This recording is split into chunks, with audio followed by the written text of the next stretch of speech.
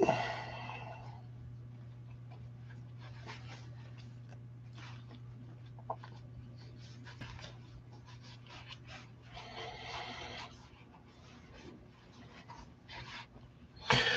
afternoon.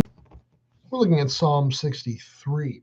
The fun part about Psalm 63 is that it has some interesting context. Okay, we can actually read that, which will be, I think, interesting for our time today. So the Psalm 63 starts off with, I want to read the Hebrew for you so we can be on the same page.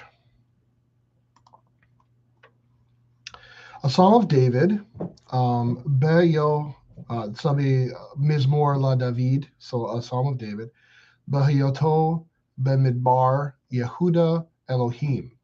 Bemidbar, or is a preposition along with midbar, which is the wilderness or desert.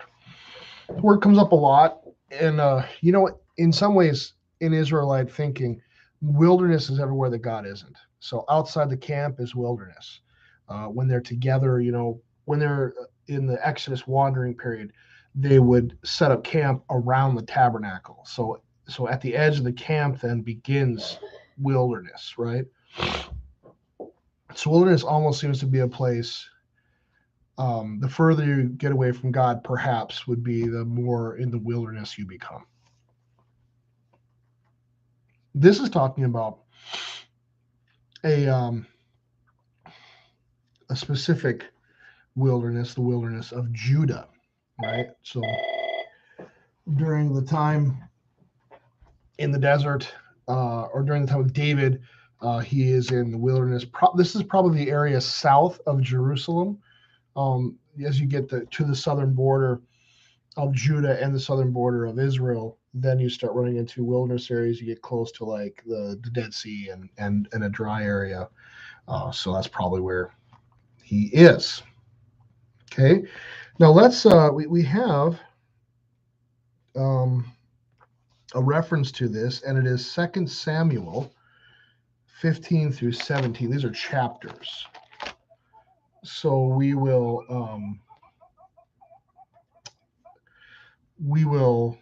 just try our best to summarize them. Okay, 2 Samuel 15 through 17.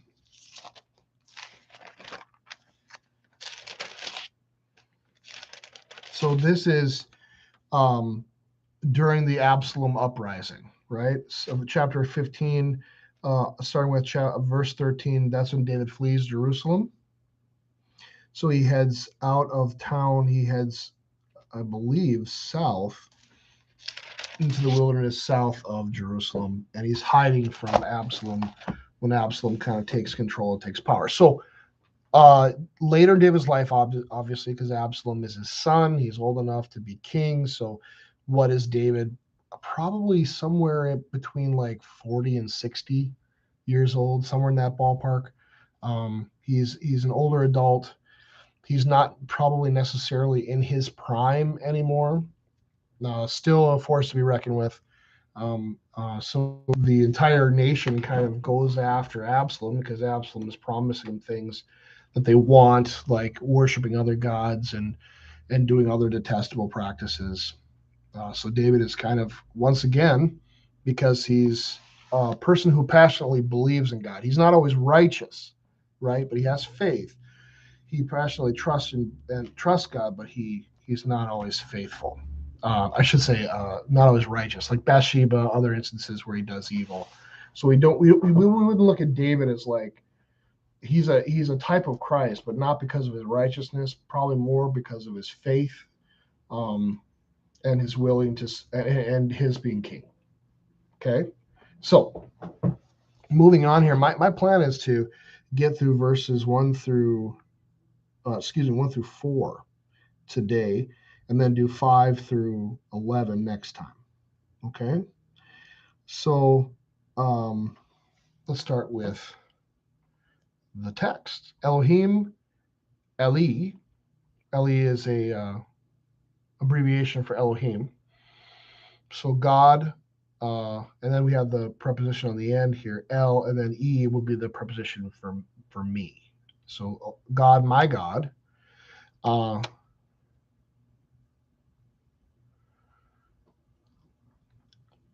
Early will I seek you. My soul thirsts for you. My flesh longs for you. I'm sorry, I should be reading the Hebrew. I forgot. So Eli, Elohim Eli, Ata Ashareka, Samea, Laka, Napsi, Kama, Laka, Basari, Be'aretz, Sia, Tzia, Vayep, Beli, Mayim. Okay, so going back to the translation then, my God, God, my God, I will seek you. Early will I seek you. For my soul thirsts. So we have the nefesh, nepsi, which is nefesh, my nefesh. My soul longs or thirsts for you. And then basar would be for flesh, basari. So my flesh longs for you in a dry and dusty land where there is no water.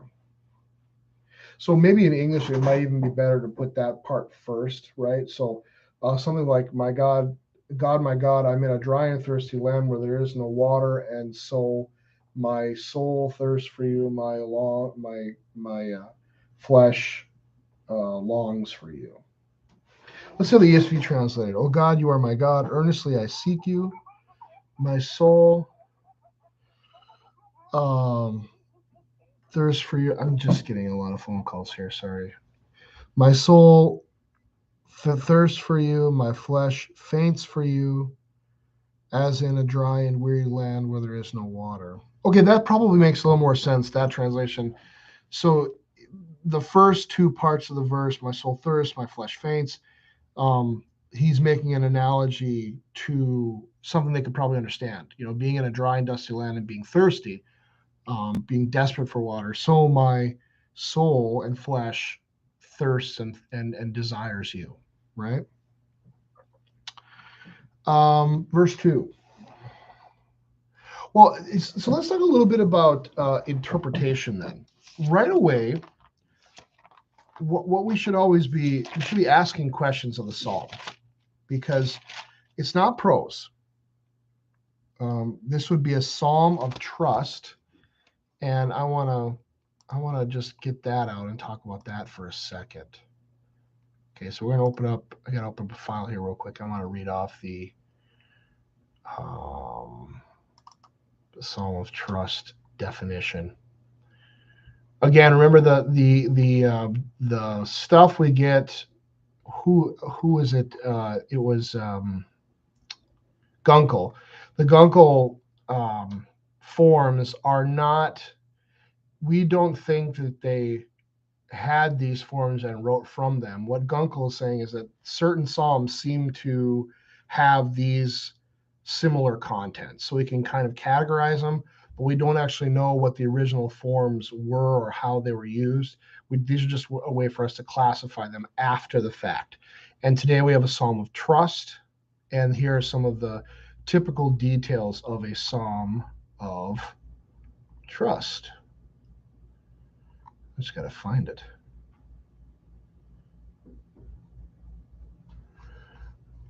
Okay.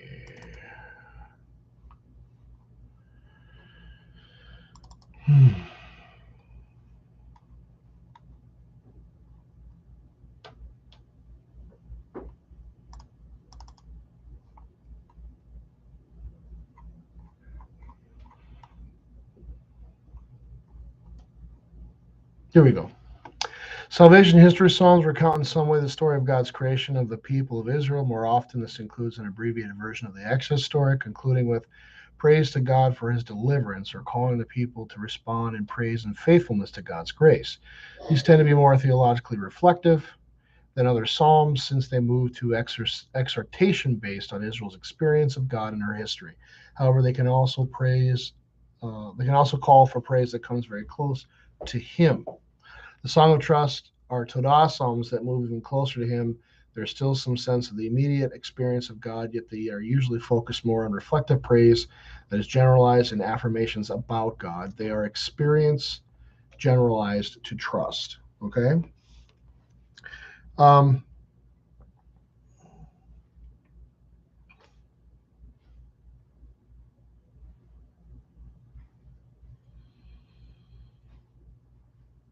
yeah. So we continue then on verse 2. Ken Bakodes Hatzitika Lerot Utseka Ukebo Deka. Kavod's in there, so we got glory. Yeah. So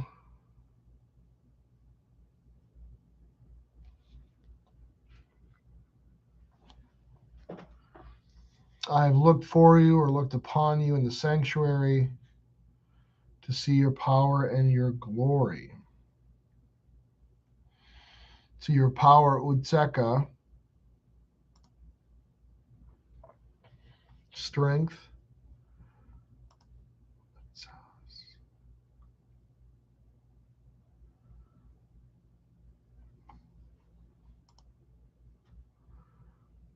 So Utseka is a word that's used pretty consistently in, or at least twice here in Exodus. The Lord is my strength and song. You've redeemed me in your strength. You have guided. Exodus 15, 2 and 13, respectively. So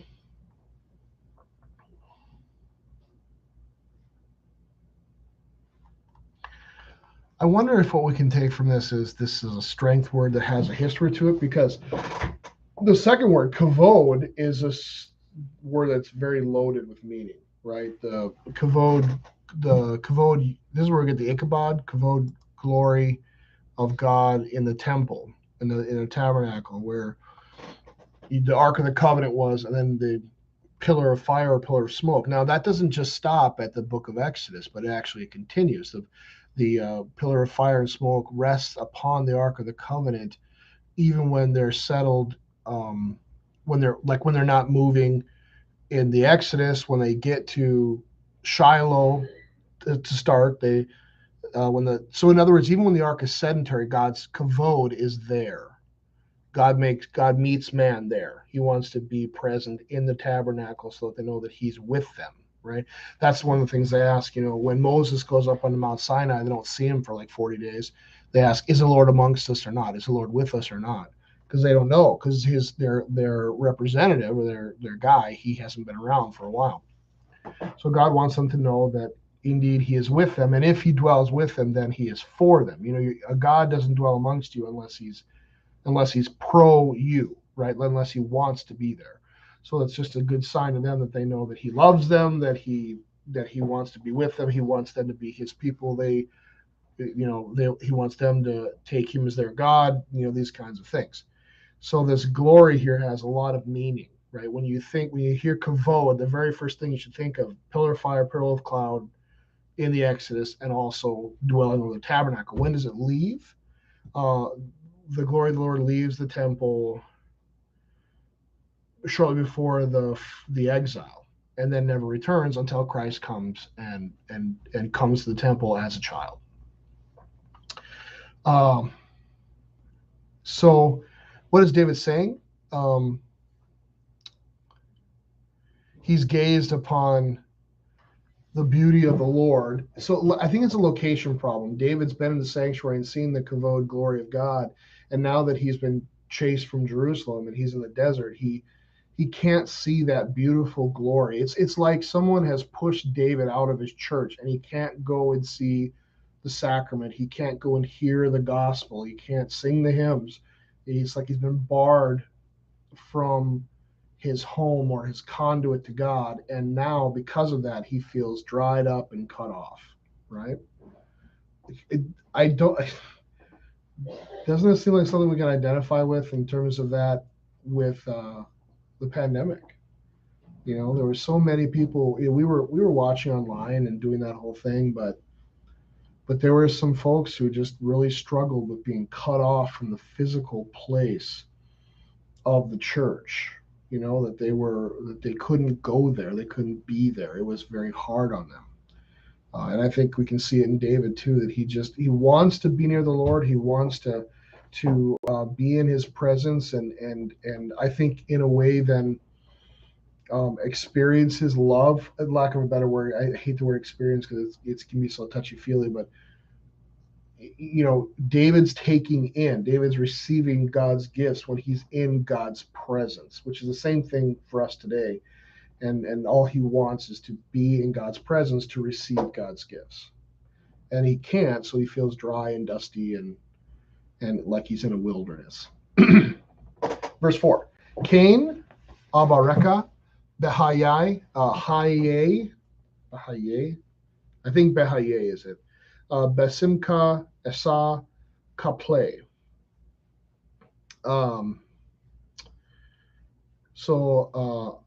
Barakah, Abaraka, the is a prefix.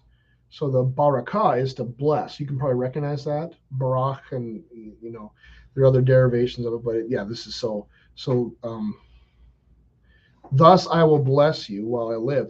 So, oh, I'm sorry, I skipped the verse, didn't I? I skipped verse 3. My fault. Let's do 3 first. Ki tob hazdeka mehayim sapate yasabehuneka. That's a tough one. So tov is good, right? We talked about it before, and then chesed is God's covenant faithfulness, right? So because of your good chesed, your covenant faithfulness,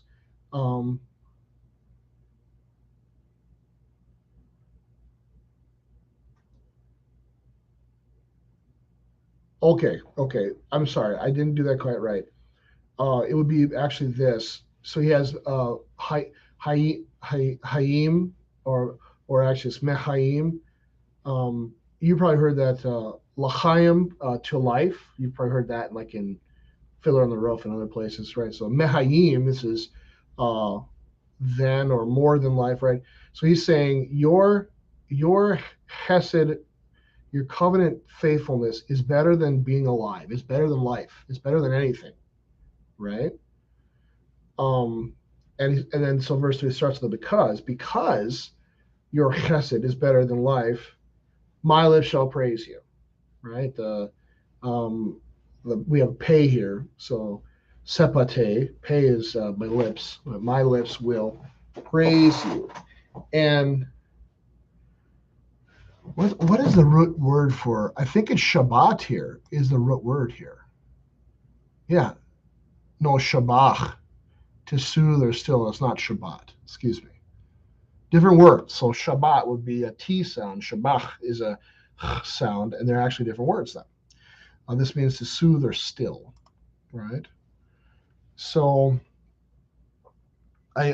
praising back or giving thanks, right?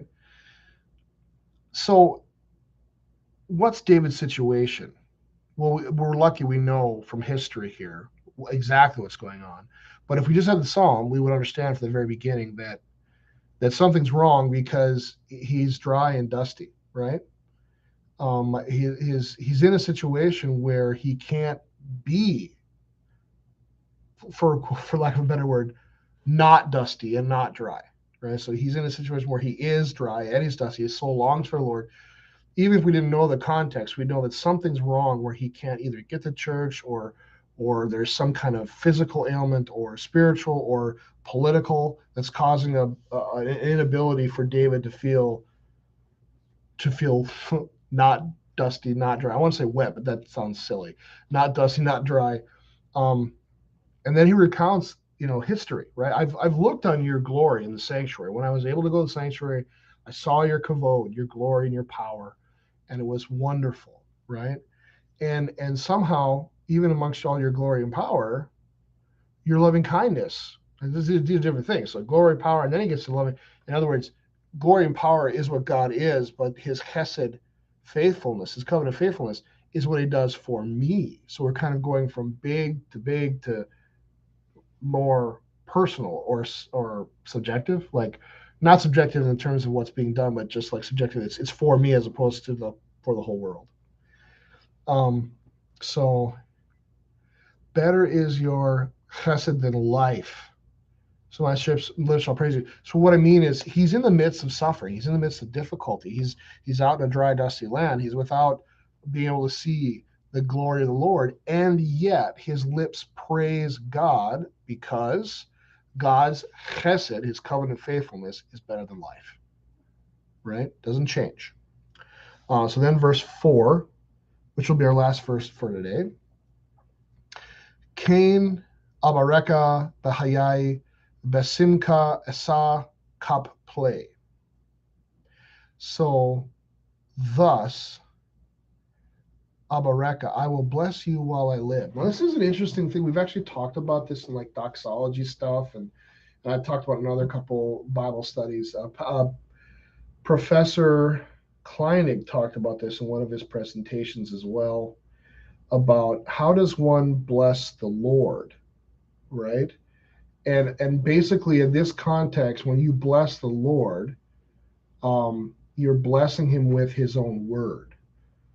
So basically it's an acknowledgement that his promises he keeps, right? So the Lord has promised to be faithful. I might bless him back, calling him a faithful God. The Lord promises to be loving. I might bless him back, saying, the Lord indeed is a loving God. Or we're just reflecting back his word to him and saying, all these things that he's promised, he's actually followed through. So my blessing God is almost more important to the people around me than it is to God. And I think God knows this, which is why he wants us to bless him too.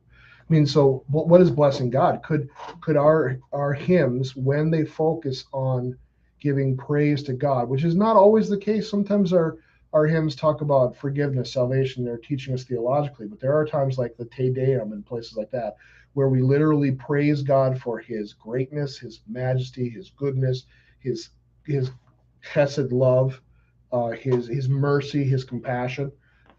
We bless him, but in does God need to be blessed? No. Does he want to be blessed? Yes, because he wants his children to, like I would want my kids to go tell their friends that their dad is a loving dad, that he loves, that my dad loves me.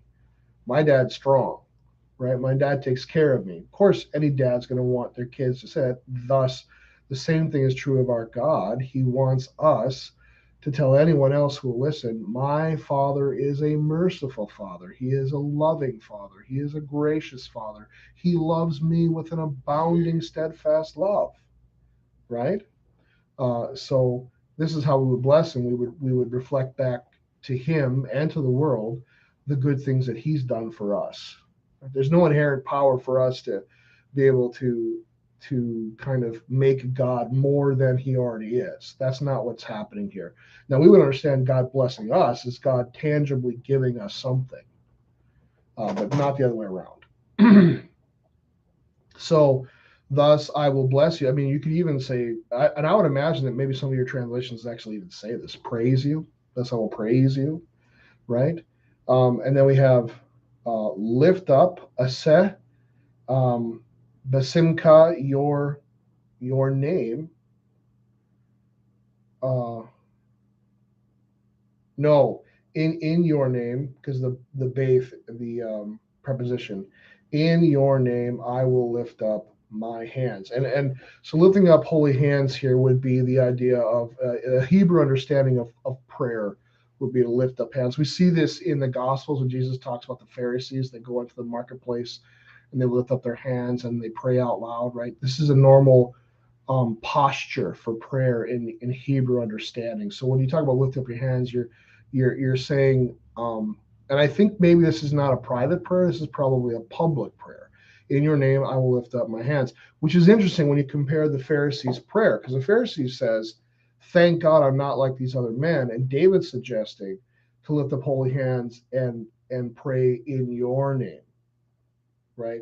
So David's prayer is one where he's going to pray perhaps out loud in a public fashion, but about the good things that God has done, about his loving kindness is better than life, not talk about himself, about how he's better than this publican.